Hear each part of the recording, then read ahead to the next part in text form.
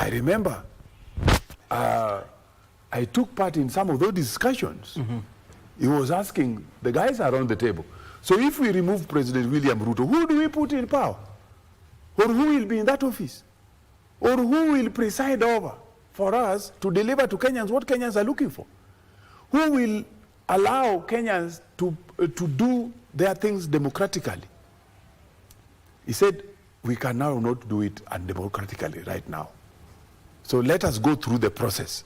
In any case, Kenyans have just come from an election.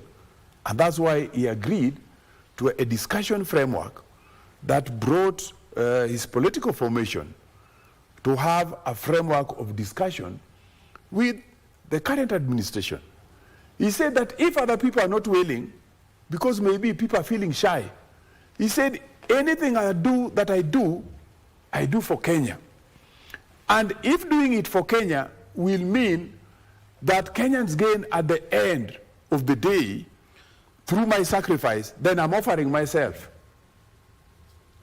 And as such, he offered his political movement, his political career, he offered his legacy to be an example of how to be selfless. But of course, in the political arena, people read things differently. Others can even manufacture a story which doesn't exist. So Baba just offered himself to be able to create a framework, a platform for listening to the needs of Kenyans. And I can assure you, because we discussed these things many a times, on the day that there was a signature done at KICC, I remember that night, because whenever you tell him something, he always keeps it in his head. Whereas you might think that he has forgotten, he doesn't forget. And that night, he called me to ask me what my opinion was. Because there are things we had discussed before.